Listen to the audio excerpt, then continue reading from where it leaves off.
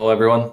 This is Chet Binning recording on January 8th, 2025 on a very, very snowy morning. As you can see by the title, I'll be presenting omega-3 fish oil for the reduction of migraine headache. The goal with this presentation today is to show you that pain is not an automatic response. In other words, contrary to what we are led to believe, you have control over the severity of pain you experience or whether or not you experience pain at all.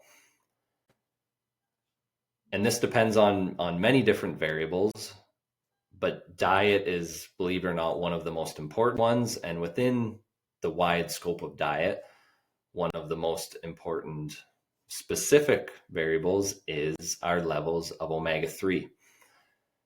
Now, obviously, today we're talking about migraine headache because it is so common and obviously it's very painful. But I'm really just using this as an example of pain. As you'll see throughout the presentation, this concept that I'm about to show you, this idea that omega-3 reduces the severity of pain we experience, it can be applied to a lot of different things, and so can diet in general. But today we're focusing on migraine headache because it is, like I said, it's so common. And I just think this is a beautiful study to illustrate this concept. So without further ado, I want to show you probably the most important conclusion from this study. This will shock many people. And what they found was that omega-3 fish oil was nearly twice as effective as other gold standard treatments for migraine headache. So I'll say that again. Omega-3 fish oil was nearly twice as effective as other gold standards of treatment, including monoclonal antibodies targeting calcitonin gene-related peptide, that's a mouthful, and Botox, which we hear all the time. People tout this on social media all the time that it's effective for headaches. And indeed it is. There is some research showing that Botox reduces headaches. The research shows that it will reduce the number of migraine days per month by about 2.4. The monoclonal antibody, that I mentioned, this would be considered the gold standard in terms of pharmaceutical treatments. How many days per month did it reduce headaches? About 1.8 to 2.1 days per month. So right around that 2 days per month range. Reminder, the Botox is 2.4 days per month. Omega-3 fish oil plus the reduction of omega-6 intake reduced headache days per month by 4 days per month. So like I said, nearly double. Now I'm going to get into some of the mechanisms behind omega-3 fish oil and how this actually works. But if you are a Spark Notes person, if you will, someone who just likes the quick and dirty details, that's kind of it. That's really all you need to know, right? To understand really how powerful diet is. But for those that want more detail, that's exactly what we're going to do now. We're going to look at the rest of this study. So this study included 182 participants who experienced on average 5 to 20 days per month with migraines. So that's obviously a large number. And what they did was they split these participants into 3 different treatments. The first treatment, or the first group, was given 1.5 grams per day EPA plus DHA. And this is very important. This first group, they maintained their linoleic acid intake at around 7% of energy. Now, I'll show you in a moment what linoleic acid is, but for now, just be aware this is an omega-6, and they're maintaining their omega-6 intake at about 7% of their total dietary intake. And they do that because this is the average. 7% is the average intake of linoleic acid in the Western diet. Group 2, which I've highlighted in green, this group received the same dose of omega-3 fish oil of 1.5 grams per day, but just as importantly, this group also reduced their intake of linoleic acid to less than 1.8% of energy. Now, I'll show you later on that they didn't actually achieve that target. That was their initial goal. They didn't get there. They reduced it, but they didn't get quite that low. And so there's some interesting caveats to this study, if you will, because they didn't even hit that target. But I'll get to that later. Group 3, so remember group 1, just fish oil. Group 2, fish oil and omega-6 reduction.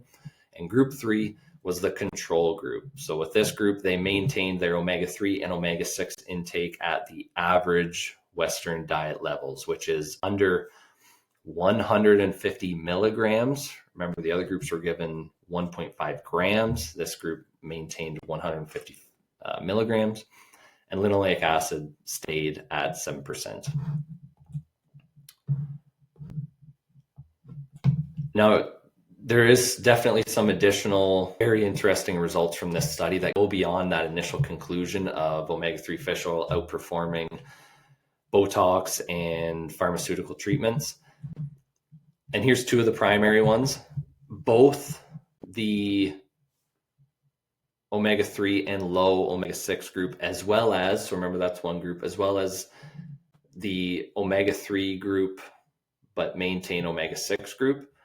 So both of these group experienced a reduction in total headache hours per day, but this was more significant. Reduction was greater in the group that received fish oil, but also reduced omega-6. Again, I'll get to this in a minute and show you why this is so important and how anyone can benefit from this. But this group experienced a reduction from about 5.5 on average headache hours per day. I mean, that's profound, right? Imagine feeling a headache for over 5 hours every single day, down to anywhere between 3.8 to 3 hours per day. So again, it might not seem like much, but that's a very significant drop, especially when you consider what I mentioned in the beginning, is that there's not much else out there that is actually effective for treatment of these headaches. Obviously, people try ibuprofen and some other treatments, and I'll get to that later, but this is a very, very meaningful reduction. And as I alluded to in the beginning, nearly a 50% drop in headache days per month in the group that received fish oil and also reduced their omega-6 intake. How many days per month? Well, in the beginning of the trial or the study, they were experiencing about 16 days per month of headaches. And by the end of the study, this was down to 9.2, on average 9.2. So again, a very meaningful drop. And as I showed you in the beginning, this is more powerful than other gold standard treatments. But we certainly don't hear about fish oil for the treatment of headaches, really, do we? And what this study also found, and I've already alluded to this a couple times, is that there is additional benefit from lowering dietary linoleic acid, in other words, omega-6 intake. So there is additional benefit to this. And this is probably the most important part to the presentation. So if you just remember one thing, I want you to remember the importance of reducing omega-6 in your diet. Now, I've mentioned linoleic acid many times. What is it? Well, linoleic acid is one type of omega-6. There's many different types of omega-6, but one of them is linoleic acid. And we can get this from diet. Now, maybe you're looking at this list and saying, oh, I'm good. I don't consume any of this stuff. I don't consume safflower oil, which is 70% linoleic acid. I don't consume corn oil, which is 54%. Canola oil is 19%. But the reality is that, in fact, and many people don't even realize it, we consume an abundance of linoleic acid.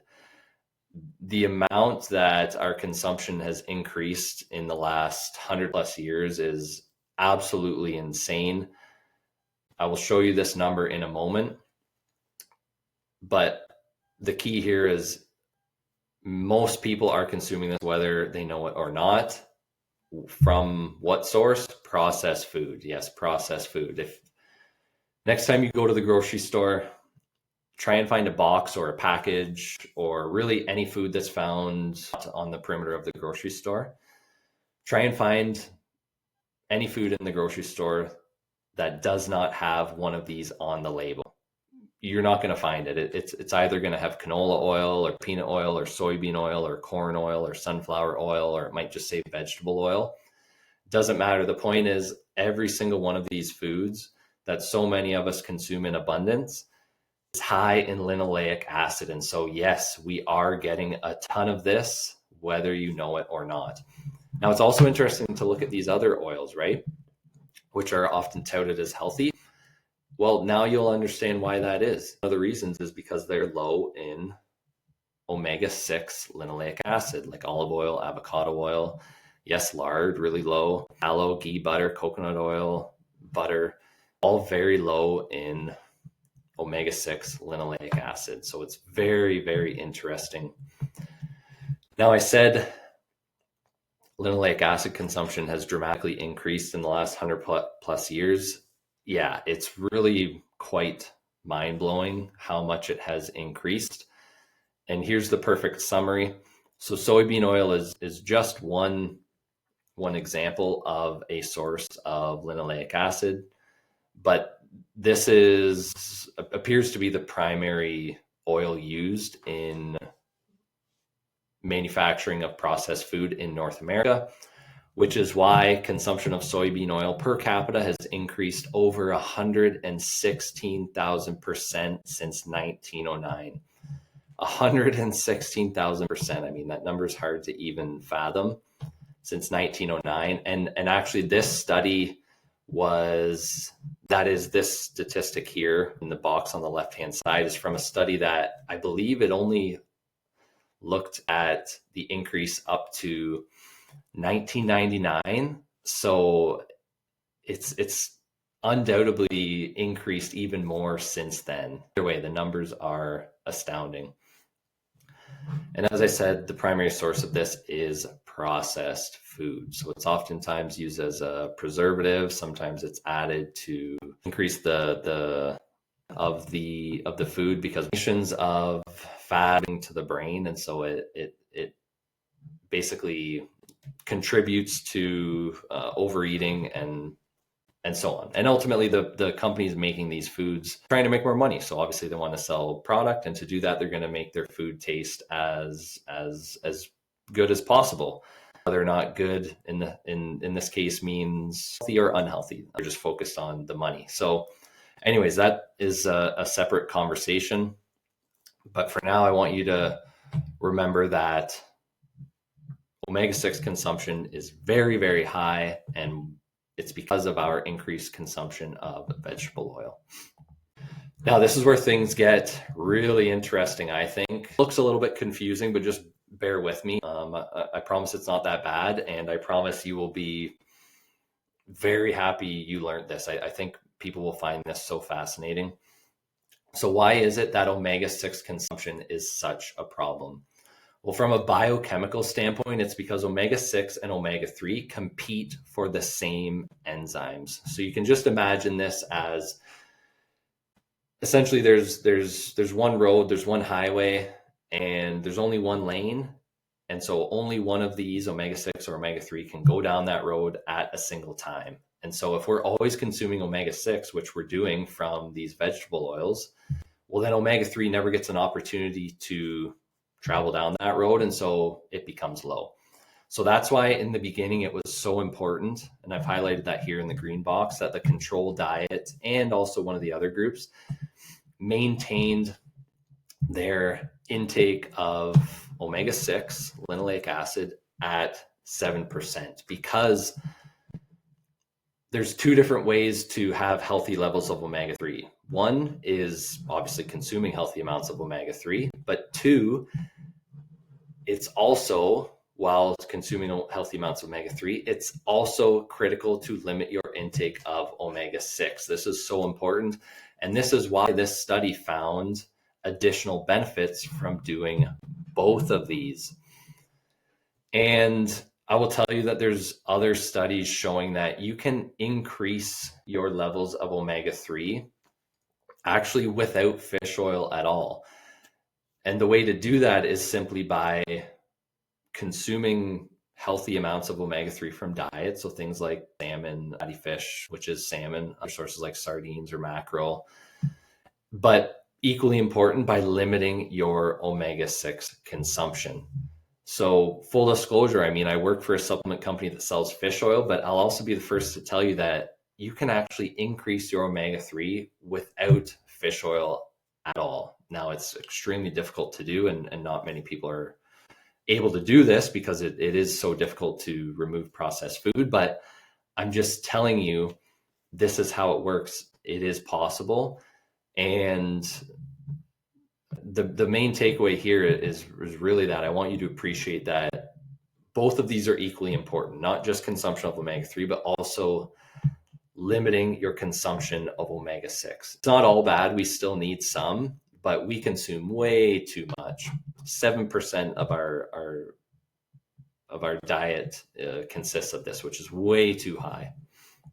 And now I think things get even more interesting, because now I'm going to show you exactly how this works in the brain and body. In other words, how does omega-3 and low levels of omega-6 actually reduce our experience of pain?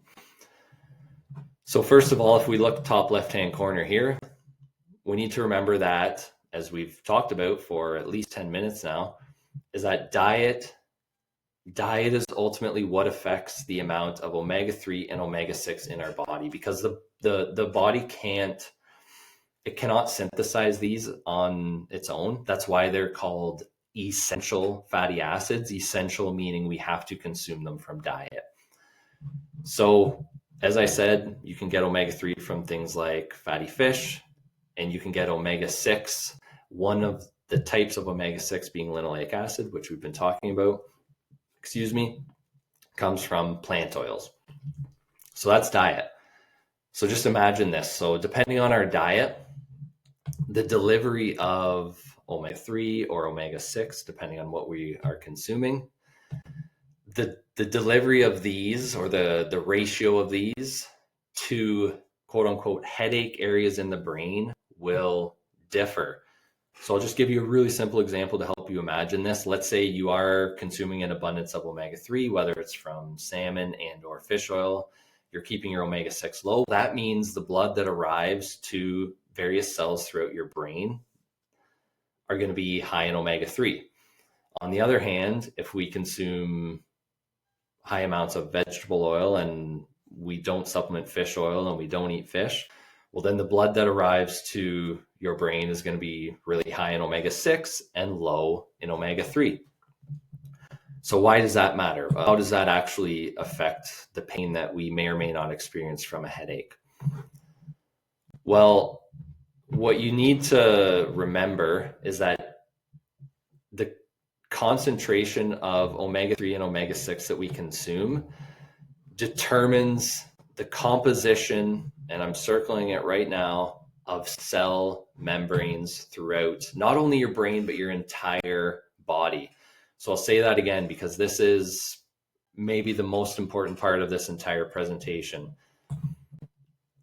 Our dietary intake of omega-3 versus omega-6 determines what our cell membranes throughout our entire body are made of. This is so important because cell membranes surround virtually every cell of the body, whether it's in the brain, the heart, the kidney, the liver, testes, the ovaries. It doesn't matter where it is. All of these organs are simply composed or made up of an abundance of tissue. Maybe you've heard that before. And tissue is just made up of millions of cells. And every single one of these cells has a cell membrane.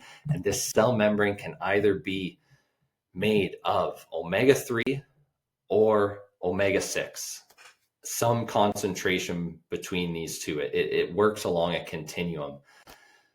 But why this is so important is because what that cell membrane is made of ultimately determines how that cell functions. So let's go a little bit deeper into this, but this is something to remember, because this tells you that not only is omega-3 fish oil important for migraine headaches, it's important for everything, literally everything. This is why we see so much research on omega-3 fish oil.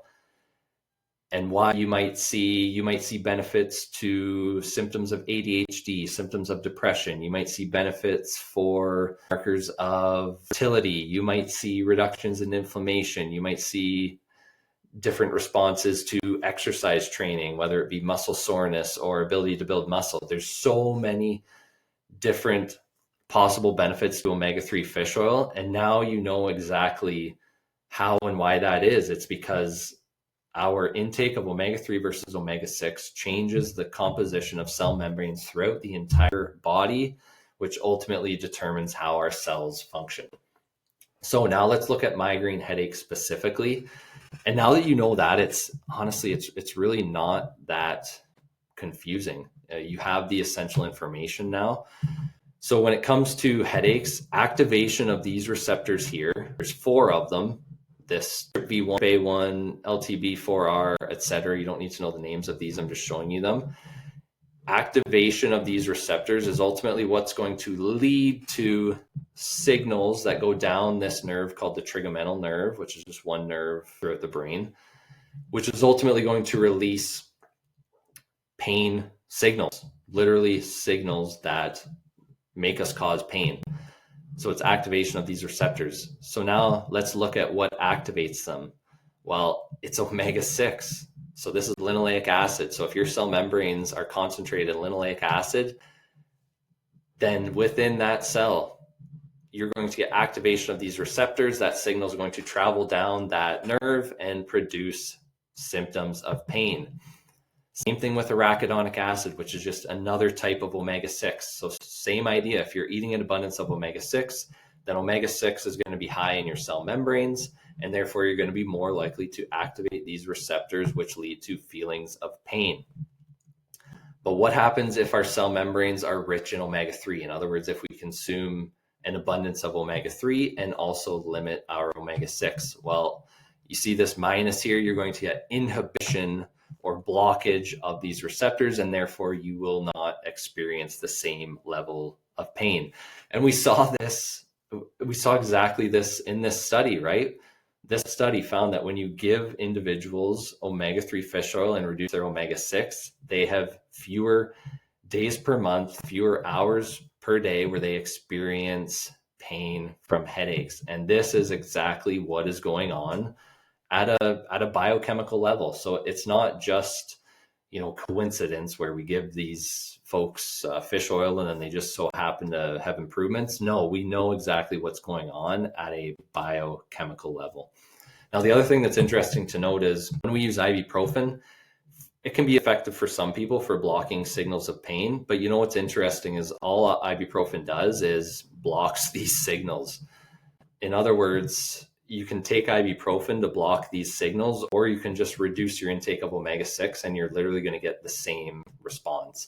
In fact, the response is better because obviously ibuprofen has a long list of side effects. One of the worst ones is damage to our gut lining. It will actually prevent the production of mucus that cells that line our gut produce, which is there for a reason. This is a very protective mucus to protect that barrier from the harsh environments of our stomach. And one of the side effects of ibuprofen is that it destroys that mucus barrier. In other words, if we use these medications a lot, we get gut inflammation, and obviously gut inflammation is going to contribute to a long list of other things. So the point here is that, it's great to use these sometimes. They are effective for some people.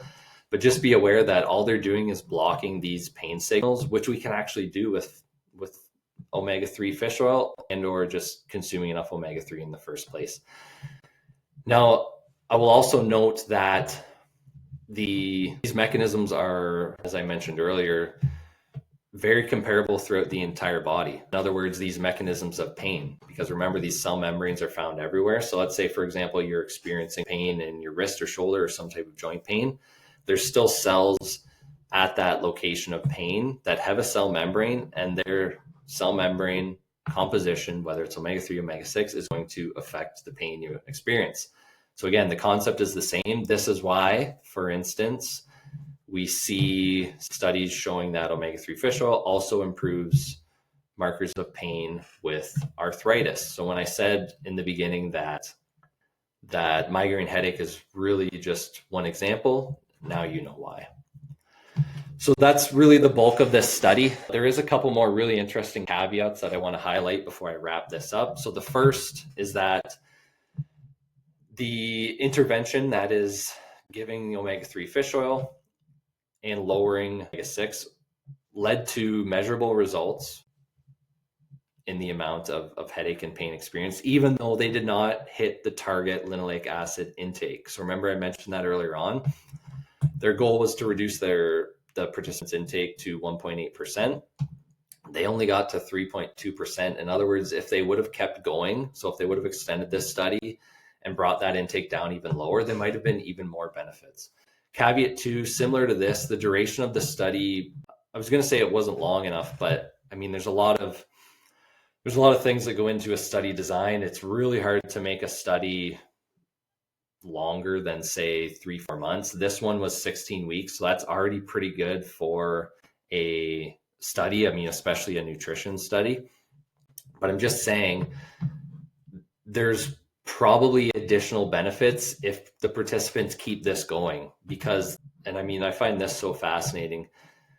The half-life of linoleic acid in your adipose tissue is 680 days. So what that means is your cell membranes are going to keep changing and improving after you reduce your omega-6 intake for, I mean, years. So in other words, if you stay consistent for, as I said, years, you're going to continue experiencing benefits. And, you know, this is the tricky thing with nutrition, right? Is that some of the improvements do take a long time to fully experience.